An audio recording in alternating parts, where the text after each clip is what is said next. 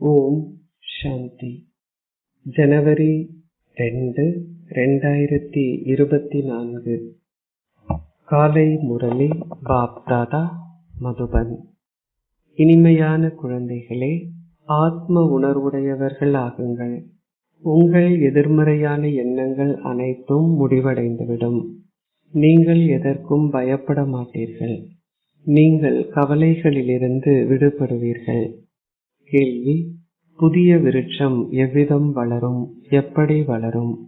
பதில்: புதிய விருட்சம் ஒரு பேன் ஊர்ந்து செல்லும் வேகத்தில் மிக மெதுவாகவே வளரும். இந்த நாடகம் ஒரு பேனை போன்று ஊர்ந்து செல்கிறது. அதே போன்று நாடகத்திற்கு ஏற்ப இந்த விருட்சமும் மெதுவாகவே வளர்கிறது. ஏனெனில் மாயையிடமிருந்து நீங்கள் அதிகளவு எதிர்ப்புகளை சந்திக்க வேண்டி உள்ளது. குழந்தைகளாகி நீங்கள் ஆத்ம உணர்வுடையவர் ஆகுவதற்கு முயற்சி தேவையாகும். நீங்கள் ஆத்ம உணர்வுடையவர்கள் ஆகினால் நீங்கள் அதிக அளவு சந்தோஷத்தை அனுபவம் செய்வதுடன் சேவையிலும் விரிவாக்கம் ஏற்படும். நீங்கள் தந்தையையும் ஆஸ்தியையும் நினைவு செய்தால் உங்கள் படகு அக்கறை சேரும். ஓம் சாந்தி. ஆன்மீக தந்தை இங்கு அமர்ந்திருந்து ஆன்மீக குழந்தைகளுக்கு விளங்கப்படுத்துகின்றார். ஆன்மீக தந்தை அமரத்துவ வடிவமானவர். ஆன்மீக தந்தையே பரம்பிதா பரமாத்மா என்று அழைக்கப்படுகின்றார். குழந்தைகளாகி நீங்களும் அமரத்துவமான வடிவங்களே. சீக்கியர்களுக்கும் நீங்கள் நன்றாக விளங்கப்படுத்தலாம். உண்மையில் நீங்கள் எந்த மதத்தவர்களுக்கும் விளங்கப்படுத்தலாம். இந்த விருட்சம் மெதுவாகவே வளரும் என்று தந்தையும் விளங்கப்படுத்தியுள்ளார். பேன் ஊர்ந்து செல்லும் வேகத்தில் நாடகம் நகர்வதை போன்று விருட்சமும் பேனின் வேகத்திலேயே வளர்கிறது.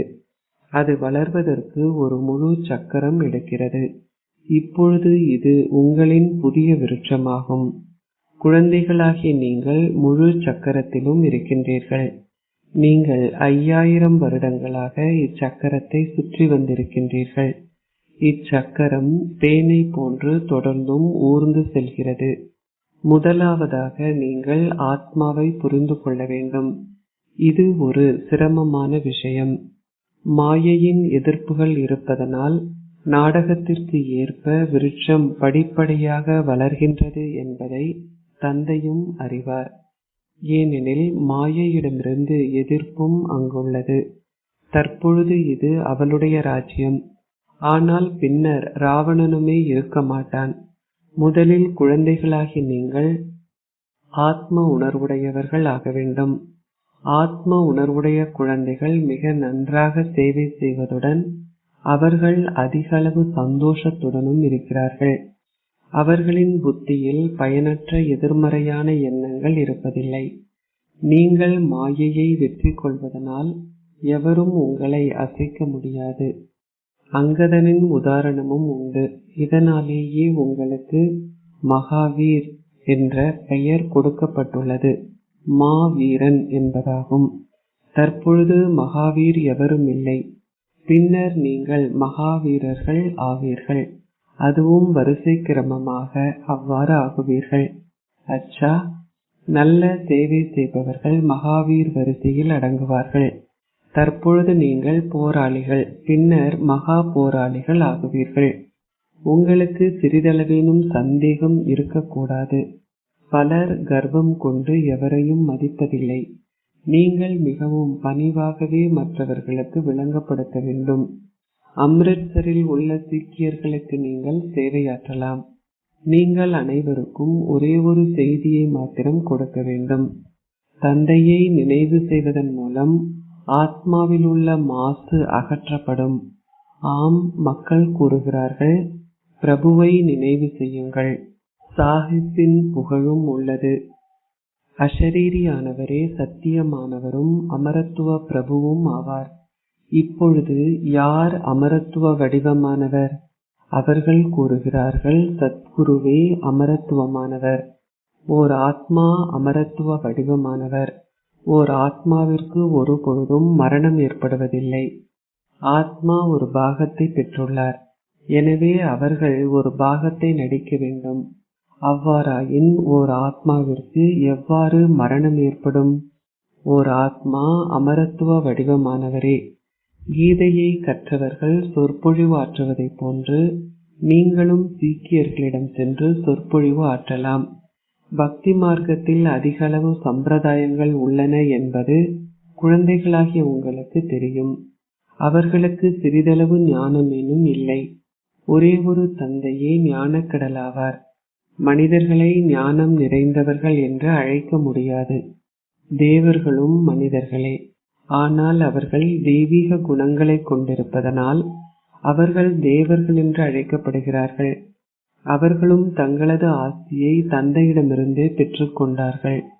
இந்த ராஜயோகத்தின் மூலம் நீங்களும் உலக அதிபதிகள் ஆகின்றீர்கள். அவர்கள் கூறுகிறார்கள், சத்குருவே அமரத்துவமானவர். அந்த தந்தை ஒருவரே சத்தியமானவர். அவரே தூய்மையாக்குபவர். நீங்கள் இரு தந்தையரின் அறிமுகத்தையும் கொடுக்க வேண்டும். பேசுவதற்கு 2 நிமிடங்கள் கிடைத்தாலும் அதுவும் அதிகமே ஆகும். 1 நிமிடம் அல்லது 1 வினாடி கிடைத்தாலுமே அதுவும் அதிக அளவே ஆகும். முன்னைய கல்பத்தில் அம்பினால் தைக்கப்பட்டவர்களே மீண்டும் தைக்கப்படுவார்கள். இது பெரியதோர் விஷயம் அல்ல. நீங்கள் செய்தியை கொடுக்க வேண்டும்.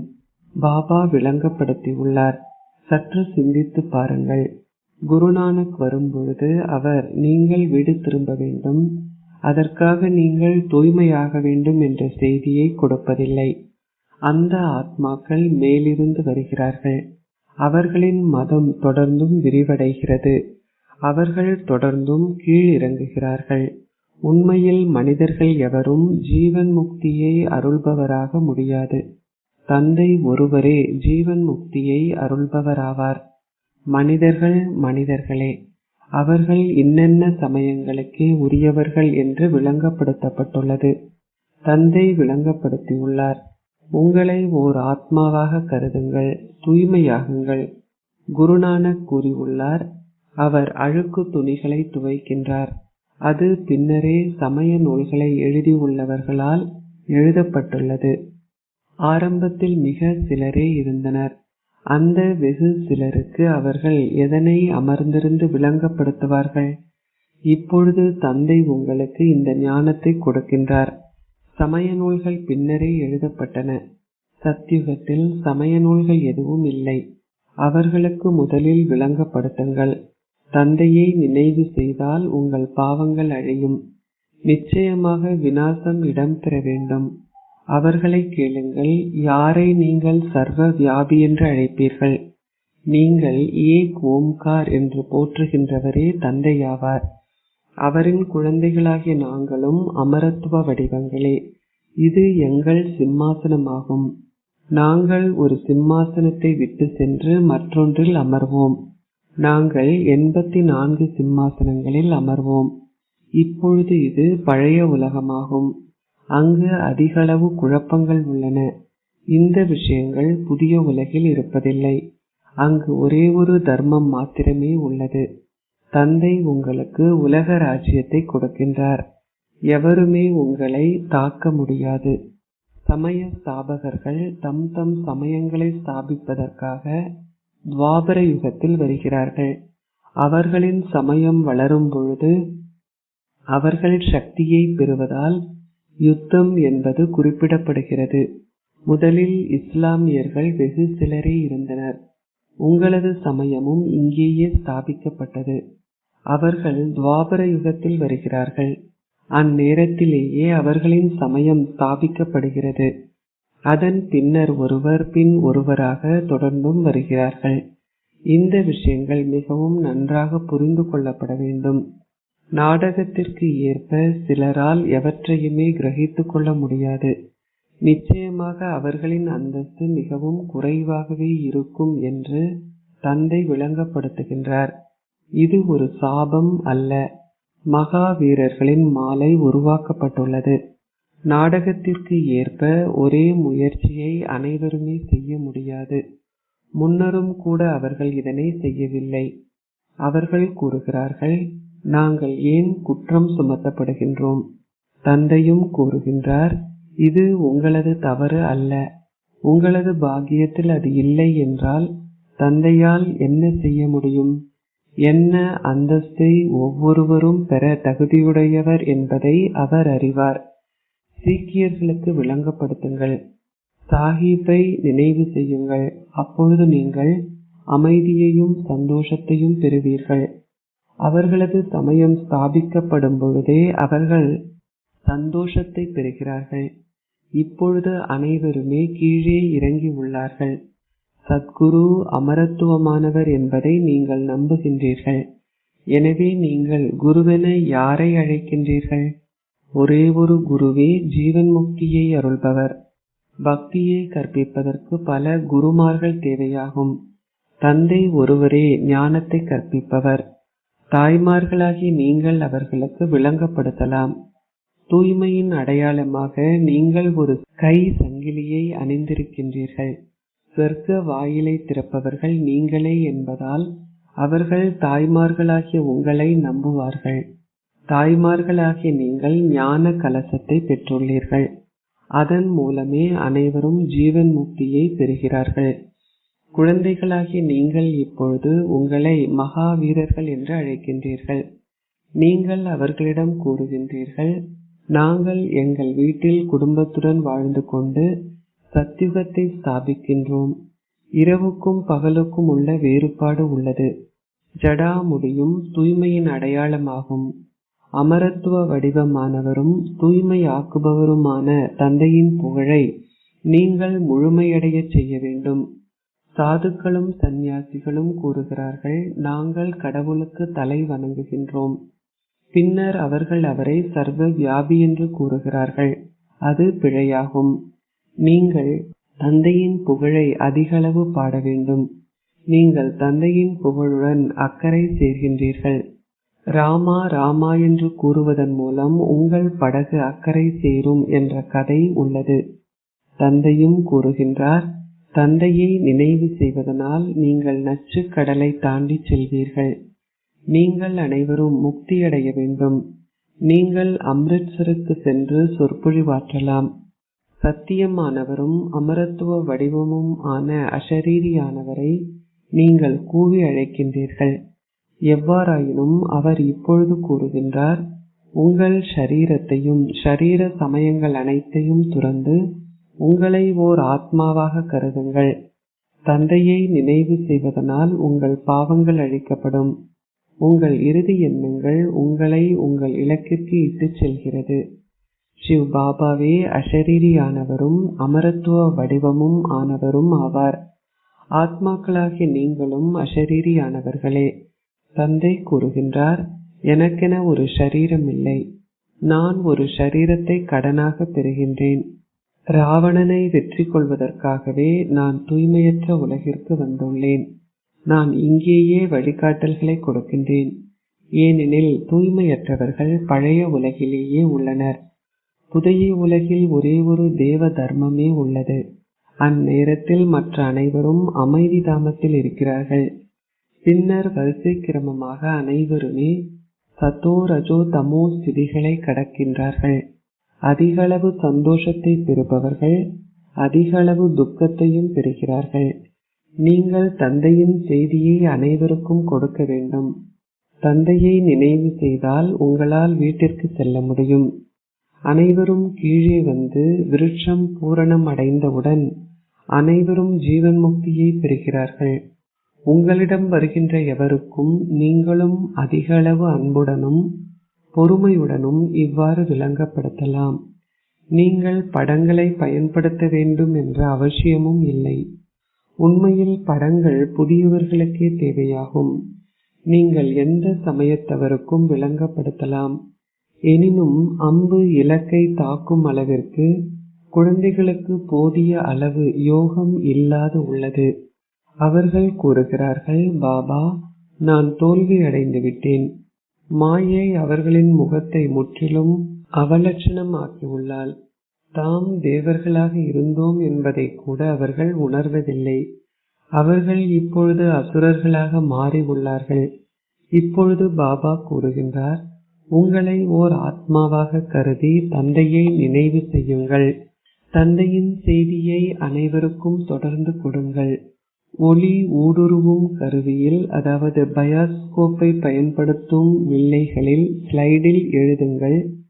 திரிமூர்த்தியான பரம்பிதா பரமாத்மா சிவன் கூறுகின்றார், என்னை மாத்திரமே சதா நினைவு செய்தால் உங்கள் பாவங்கள் அழியும். நீங்கள் முக்தியையும் ஜீவன் முக்தியையும் பெறுவீர்கள். நீங்கள் அனைவருக்கும் இந்த செய்தியை கொடுக்க வேண்டும். ஸ்லைடுகளும் உருவாக்கப்பட வேண்டும். அவற்றின் மூலம் மனதை ஒழுக்கமடைய செய்யும் மன்மனாபவ் என்ற மந்திரத்தை கொடுக்க முடியும். இக்கல்விக்கு அதிக அளவு காலம் எடுக்காது. நீங்கள் முன்னேறி செல்லும் பொழுது அனைவருமே புரிந்து கொள்வார்கள். எதனை குறித்தும் கவலைப்பட வேண்டியதில்லை. நீங்கள் கவலையில் இருந்து விடுபட வேண்டும். பாருங்கள், மனிதர் மரணத்திற்கு அதிகளவு அஞ்சுகிறார்கள். இங்கே பயம் பற்ற கேள்விக்கு இடமில்லை. மரணம் இப்பொழுது ஏற்படக்கூடாது என்றும் நீங்களும் கூறுகிறீர்கள். நாங்கள் எங்கள் பரீட்சையை இன்னமும் முடிக்கவில்லை. நாங்கள் எங்கள் யாத்திரையை இன்னமும் நிறைவு செய்யவில்லை. எனவே நாங்கள் ஏன் இந்த சரீரங்களை துறக்க வேண்டும்? நீங்கள் அத்தகைய இனிமையான விஷயங்களை தந்தையிடம் கூற வேண்டும். அது உங்களுக்குள் நல்ல பழக்கங்களை ஏற்படுத்தும். நீங்கள் இங்கே வந்து படங்களின் முன்னிலையில் அமர வேண்டும். நீங்கள் பாபாவிடமிருந்து உலக ராஜ்யத்தை பெறுகின்றீர்கள் என்பதை அறிந்துள்ளீர்கள். ஆகையால் நீங்கள் அத்தகைய தந்தையை அதிகளவு நினைவு செய்ய வேண்டும். நீங்கள் அவரை நினைவு செய்யாதிருந்தால் அதிகளவு தண்டனையை அனுபவம் செய்ய நேரிடும். தான் இவ்வாறு ஆகுவேன் என்பதை தந்தை மிகவும் உறுதியாக நினைவு செய்கின்றார். ஆகையால் தான் இவ்வாறு ஆகுவேன் என்பதை குறித்து அவர் அதிகளவு சந்தோஷத்தை அனுபவம் செய்கின்றார். பாபா, நான் உங்களை நினைவு செய்து நிச்சயமாக இவ்வாறு ஆகுவேன். உங்களுக்கு வேறு எதுவும் செய்ய இல்லாதிருந்தால் இப்படங்களின் முன்னால் வந்து அமருங்கள். நாங்கள் இந்த ஆசியை தந்தையிடமிருந்தே பெறுகின்றோம். இதனை மிகவும் உறுதியாக்கிக் கொள்ளுங்கள். இந்த வழி எதிலும் குறைந்ததல்ல. எவ்வாறாயினும் இது உங்கள் பாக்கியத்தில் இல்லாதிருந்தால் நீங்கள் நினைவு செய்ய மாட்டீர்கள். பாபா கூறுகின்றார், இங்கே வரும்போது இதனை அதிக அளவு பயிற்சி செய்யுங்கள். அப்பொழுது தீய சகுனம் இருக்குமாயின் அவை அகற்றப்படும். நீங்கள் ஏணி படத்தை பற்றியும் சிந்திக்க வேண்டும். எவ்வாறாயினும் அது உங்கள் பாக்கியத்தில் இல்லாதிருந்தால் உங்களால் ஸ்ரீமத்தை பின்பற்ற முடியாது. பாபா வழிகாட்டுகின்றார். மாயையோ இடையூறு செய்கின்றாள். பாபா உங்களுக்கு பல விவேகமான வழிகளை காட்டுகின்றார். தொடர்ந்தும் தந்தையையும் ஆஸ்தியையும் நினைவு செய்யுங்கள். நிச்சயமாக தந்தையிடமிருந்து ஆஸ்தியை பெறுவோம் என்ற நம்பிக்கையை கொண்டிருக்கும் கோபியரிடமும் கோபிகைகளிடமும் அதீந்திரிய சுகத்தை பற்றி கேளுங்கள் என்று அவர் கூறுகின்றார். பாபா சொர்க்கத்தை ஸ்தாபித்து அதற்கு எங்களை அதிபதிகளாக்குகின்றார். படங்களும் அவ்வாறே தயாரிக்கப்பட்டுள்ளன. பிரம்மாவிற்கும் விஷ்ணுவிற்கும் இடையில் உள்ள உறவுமுறை என்ன என்பதை நீங்கள் அவர்களுக்கு நிரூபிக்கின்றீர்கள். இது எவருக்குமே தெரியாது. பிரம்மாவின் படத்தை பார்க்கும் பொழுது மக்கள் குழப்பமடைகிறார்கள். ஸ்தாபனை இடம்பெறுவதற்கு காலம் எடுக்கும். கர்மாதீத் நிலையை அடைவதற்கும் காலம் எடுக்கும். நீங்கள் மீண்டும் மீண்டும் மறந்து விடுகின்றீர்கள். நீங்கள் இப்பழக்கத்தை ஏற்படுத்திக் கொள்ள வேண்டும். தீவிர பக்தி செய்பவர்களுமே காட்சி கிடைக்கும் என்ற நம்பிக்கையுடன் விக்கிரகங்களின் முன்னால் சென்று அமர்கிறார்கள். நீங்கள் இவ்வாறு ஆகுவதால் நீங்கள் இதனை நினைவு செய்ய வேண்டும். உங்களிடம் பேட்ச் உள்ளது. நாராயணனின் விக்கிரகத்தின் மீது இவ்வாறு அளவு கடந்த அன்பை கொண்டிருந்தார் என்ற தனது உதாரணத்தையும் பாபா கொடுக்கின்றார். அவை அனைத்தும் பக்தி மார்க்கமாகும். தந்தை இப்பொழுது கூறுகின்றார், என்னை நினைவு செய்வதை தவிர வேறு எதனையும் நினைவு செய்யாதீர்கள். பாபா கூறுகின்றார், நான் உங்களது கீழ்ப்படிவான சேவகன். நீங்கள் ஏன் என் முன்னால் தலைவணங்கி நிற்கின்றீர்கள்? அச்சா, இனிமையிலும் இனிமையான அன்பிற்குரிய எப்பொழுதோ காணாமல் சென்று இப்பொழுது கண்டெடுக்கப்பட்டிருக்கும் குழந்தைகளுக்கு உங்கள் தந்தை தாயாக இருக்கும் பாப் தாதாவின் அன்பும் நினைவுகளும் காலை வந்தனங்களும். ஆன்மீக தந்தை ஆன்மீக குழந்தைகளுக்கு நமஸ்தே கூறுகின்றார். ஆன்மீக குழந்தைகள் ஆன்மீக தந்தைக்கு நமஸ்தே கூறுகின்றோம்.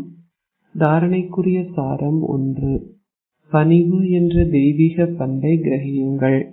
உங்களுக்கு சற்றேனும் அகங்காரம் இருக்கக்கூடாது. மாயை உங்களை அசைக்க முடியாத அளவிற்கு நீங்கள் அத்தகையதோர் மகாவீர் ஆக வேண்டும். 2. மனதை ஒழுக்கமடைய செய்யும் மன் மனாபவ் என்ற மந்திரத்தை அனைவருக்கும் கொடுங்கள். அதிகளவு அன்புடனும் பொறுமையுடனும் அனைவருக்கும் ஞானத்தை கூறுங்கள்.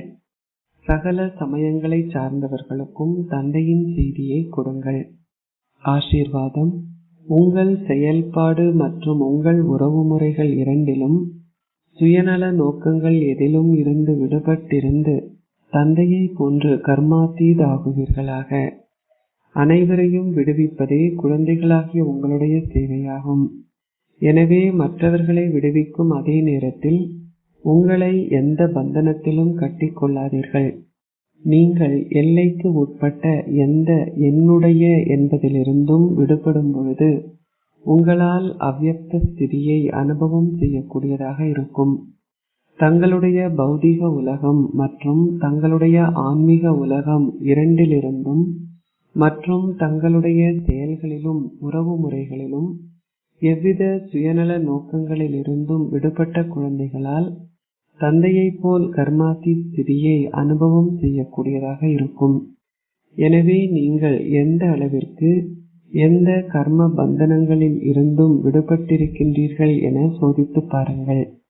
நீங்கள் வீணான சுபாவத்தின் அல்லது சமஸ்காரங்களின் ஆதிக்கத்திலிருந்து விடுபட்டுள்ளீர்களா? நீங்கள் சில நேரங்களில் உங்கள் கடந்த கால சுபாவத்தின் அல்லது சமஸ்காரங்களின் ஆதிக்கத்திற்குள் வருவதில்லை தானே? ஸ்லோகம்.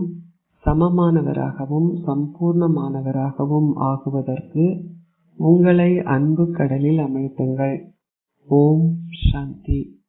அவ்யக்த மௌனத்தின் மூலம் லேசாகவும் ஒளியாகவும் உள்ள தேவதை ஸ்திதியை அனுபவம் செய்யுங்கள். இப்பொழுது இந்த தீவிர முயற்சி செய்கின்ற இலக்கை வைத்திருங்கள்.